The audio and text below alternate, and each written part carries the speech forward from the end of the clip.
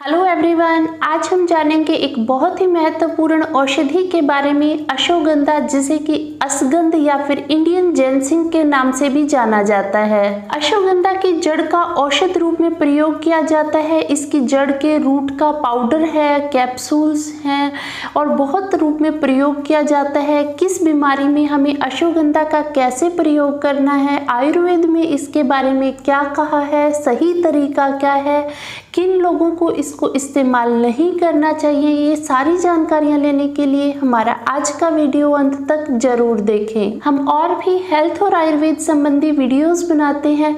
अगर आप अपने स्वास्थ्य को लेकर जागरूक हैं और सही जानकारियां चाहते हैं तो कृपया हमारे चैनल को नीचे दिए सब्सक्राइब बटन और साथ लगी बेल आइकन को प्रेस करके आने वाले वीडियोस के लिए जरूर सब्सक्राइब कर लें। अश्वगंधा का मुख्यतः जड़ का जो है औषधियों में इस्तेमाल किया जाता है, पर बहुत सारी आयुर्वेदिक औषधियों में इसके पत्तों का, इसके फल का, इसकी क्षार का भी प्रयोग किया जाता है। अश्वगंधा के अगर हम स्वभाव की बात करते हैं तो यह स्वभाव से थोड़ा गर्म होता है, इसलिए हमें इसका ऐसे प्रयोग करना है कि यह शरीर में गर्मी भी पैदा ना करे और स्वास्थ्य लाभ भी दे। अश्वगंधा शरीर में बढ़े हुए कफ और वात को दूर करता है। पित्त प्रकृति के लोगों के लिए यह सेवन करना ज्यादा अच्छा नहीं होता।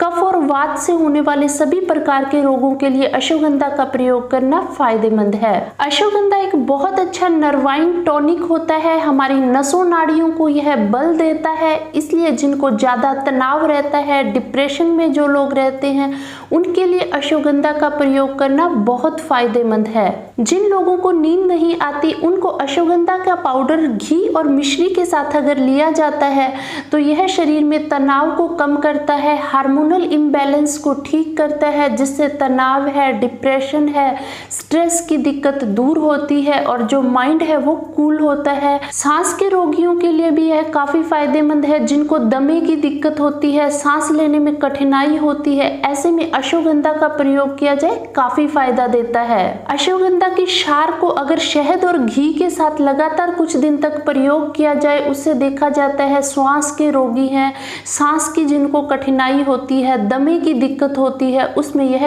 काफी फायदेमंद है। दमे के रोगी अगर अश्वगंधा के पाउडर को गर्म पानी के साथ भी लेते हैं तो भी यह काफी फायदेमंद है, क्योंकि यह बढ़े हुए कफ और वात जो कि दमे के लिए मेन होते हैं उनको दूर करता है। तो सांस के रोगी हैं, दमे के रोगी हैं, अगर वो गर्म पानी के साथ या इसकी क्षार का प्रयोग करते हैं तो काफी फायदेमंद है। शुगर के रोगियों में अक्सर देखा जाता है कि कमजोरी आ जाती है, ऐसे में अश्वगंधा का प्रयोग करना काफी फायदेमंद है। शुगर के मरीज जो होते हैं अश्वगंधा को बराबर गिलोय सत्व के साथ मिलाकर लेते हैं, तो जिनको शुगर के बढ़ने के कारण कमजोरी आ जाती है, नंबनेस हो जाती है, हाथ पैरों में सुन्नपन रहता है, उसमें यह काफी फायदेमंद है। गिलोय सत्व स्वभाव से ठंडा होता है, तो इसलिए जो अश्वगंधा की गर्मी है उसको वो बैलेंस में करता है और नर्व्स को भी बल देता है। तो जिनको सुन्नपन है, जो डायबिटिक पेशेंट हैं, उनके लिए काफी फायदेमंद है। जो लोग जोड़ों के दर्दों से परेशान है, वात के कारण जिनको दर्दें ज्यादा रहती है, ऐसे में अश्वगंधा के पाउडर को दूध में पकाकर अगर लिया जाता है काफी फायदेमंद है। अगर शरीर में वात बहुत ज्यादा बढ़ी हुई है तो थोड़ा घी भी आप उसमें मिक्स कर ले अश्वगंधा से सिद्ध किए हुए दूध को, और फिर उसको अगर पिया जाता है तो देखा जाता है दर्दों में यह काफी फायदेमंद है। जोड़ों के दर्द कई बार पुरानी होकर गठिया का रूप ले लेते हैं, ऐसे में कई बार गांठें भी बन जाती है, तो उन गांठों के अंदर अश्वगंधा के पाउडर को थोड़ा सा आप गर्म पानी में पीस लें और फिर वो लेप अगर वहां पर लगाया जाता है तो गठिया की जो गांठें होती हैं धीरे धीरे उनमें दर्द भी कम होता है और वो छोटी होनी भी शुरू हो जाती हैं।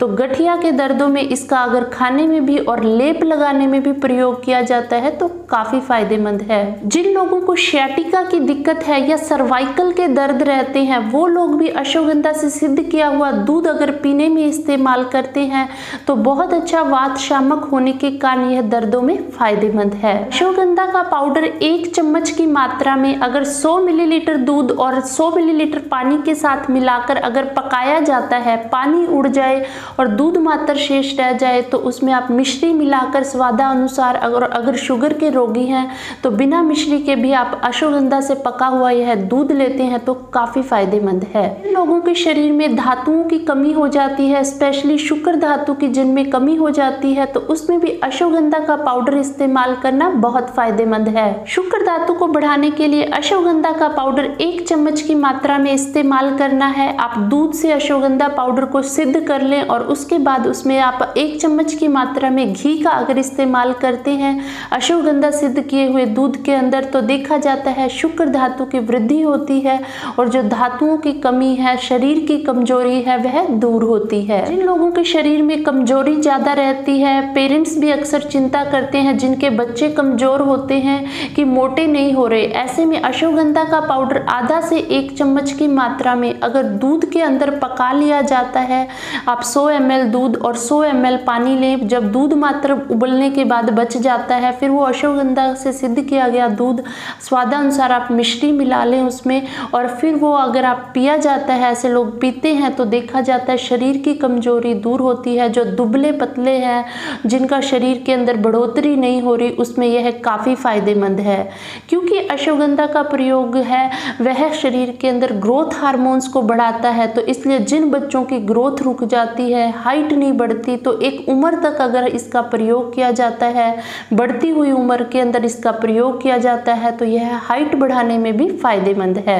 जिन लोगों को पेट में सूजन रहती है, पेट में सोजिश रहती है, दर्द होता है, ऐसे रोगियों के लिए भी अश्वगंधा का प्रयोग करना बहुत फायदेमंद है। अश्वगंधा के पाउडर को अगर गोमूत्र के साथ लिया जाता है तो यह पेट की सूजन को खत्म करता है। जो लोग गोमूत्र के साथ इसका इस्तेमाल ना कर पाए, वो पानी के साथ भी अगर इसको लेते हैं तो यह पेट की सोजिश को कम करता है। अश्वगंधा एक बहुत अच्छा हेल्थ टॉनिक होता है। इसका रसायन रूप में सर्दी में तो डेली स्वस्थ व्यक्ति भी इस्तेमाल कर सकता है। 1-1 चम्मच अगर इसकी दूध और घी के साथ मिलाकर ली जाती है अश्वगंधा पाउडर की, तो देखा जाता है शरीर में बल भी अच्छा आता है और सभी प्रकार की जो कमजोरी है वो दूर होती है और स्वास्थ्य अच्छा बना रहता है। हृदय रोगियों के लिए भी अश्वगंधा का प्रयोग करना बहुत फायदेमंद होता है। जिनका बीपी ज्यादा रहता है, हाई ब्लड प्रेशर की दिक्कत है या कोलेस्ट्रॉल बढ़ा हुआ होता है, अगर हृदय रोगी वो ऐसे अश्वगंधा का इस्तेमाल करते हैं तो काफी फायदा होता है। अश्वगंधा के पाउडर को अगर गर्म पानी के साथ लिया जाता है या आप गर्मियों के समय नॉर्मल पानी के साथ भी इसको लेते हैं, तो देखा जाता है हृदय के सभी रोगों में, दिल की सभी प्रकार की बीमारियों में यह काफी फायदेमंद है। अश्वगंधा हमारे शरीर की इम्यूनिटी को बढ़ाने के लिए, रोग प्रतिरोधक क्षमता को बढ़ाने के लिए भी बहुत फायदेमंद है। वायरस बैक्टीरियाज के अटैक आज के समय में ज़्यादा हो रहे हैं, ऐसे में अगर लगातार अश्वगंधा का प्रयोग किया जाए तो बहुत सारे वायरस और बैक्टीरिया के संक्रमण से हम अपने और अपने परिवार को सुरक्षित रख सकते हैं। महिलाओं के लिए भी यह काफ़ी फायदेमंद है जिनको वाइट डिस्चार्ज की दिक्कत है, सफ़ेद पानी की दिक्कत है, बार बार इन्फेक्शन हो जाता है।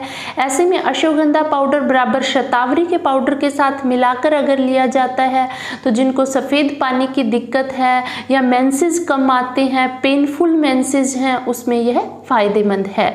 अश्वगंधा का पाउडर स्वस्थ व्यक्ति 3 ग्राम तक की मात्रा में इस्तेमाल प्रतिदिन कर सकता है। अब हमने अश्वगंधा के इतने फायदे जान लिए, ये भी जान लेते हैं किन लोगों को इसका इस्तेमाल नहीं करना चाहिए। जिन लोगों के शरीर में गर्मी ज्यादा है, जो पित्त प्रकृति के हैं, उन लोगों को इसका इस्तेमाल कम करना चाहिए। प्रेगनेंसी के अंदर भी इसका ज्यादा इस्तेमाल नहीं करना चाहिए क्योंकि इससे कॉन्ट्रैक्शन होकर कई बार ब्लीडिंग स्टार्ट हो सकती है, इसलिए प्रेग्नेंट वुमेन को भी इसका ज्यादा इस्तेमाल नहीं करना चाहिए। जिनको दस्त लगते हैं या ज्यादा छोटे बच्चे हैं, उनको भी इसका इस्तेमाल कम करना चाहिए।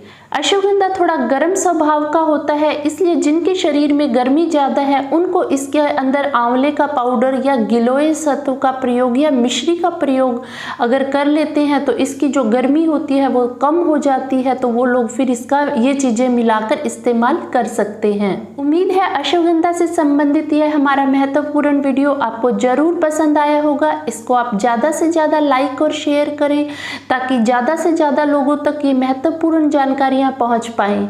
और अगर अभी तक आपने हमारा चैनल सब्सक्राइब नहीं किया है तो इसी प्रकार के और भी वीडियोस देखने के लिए हमारे चैनल को नीचे दिए सब्सक्राइब बटन और साथ लगी बेल आइकन को प्रेस करके आने वाले वीडियोस के लिए ज़रूर सब्सक्राइब कर लें। आयुर्वेद अपनाएं, स्वस्थ रहें। फिर मिलते हैं अगले वीडियो में नए हेल्थ टॉपिक के साथ। धन्यवाद।